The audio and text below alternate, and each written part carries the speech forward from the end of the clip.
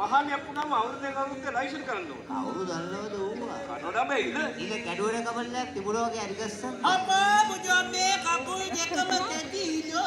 අනේ කොල්ලා. මොකනේ? මට කීසරයක් කියන්නත් නේ කෑ ගහන්නවා කියලා. මට කකියන්නේ. අපි කියනවා පොඩ්ඩක් ඉතින් මට සිංහල තේරෙන්නේ නැහැ. සිංහල තේරෙන්නේ මට කකියන්නේ. සිංහල තේරෙනවා නම් මං කියන දේ අහලා කෑනවා හින්දා මං තේරෙන්නේ. මට අමාරුනේ. මට පොඩ්ඩක් දෙවිනියෝ.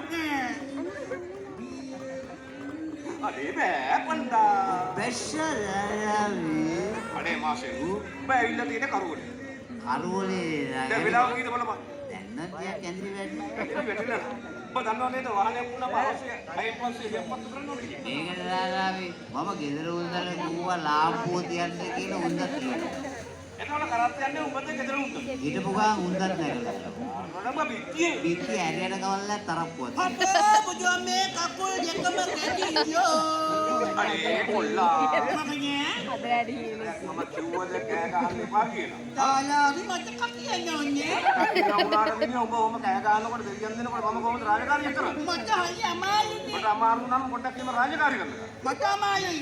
බායි කෑ ගහුවත් කනට දෙකක් දීලා මම කූගේ දාලා ඔන්න තේරුණාද? අනේ පාපා උනේ මම.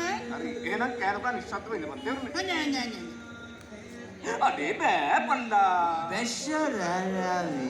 අනේ මාෂල්. කොල්ලගෙන් කඩ උත්තර ගන්නකම්. ඔබ හිටගෙන ඉන්නවද? තේරුණාද? හොඳයි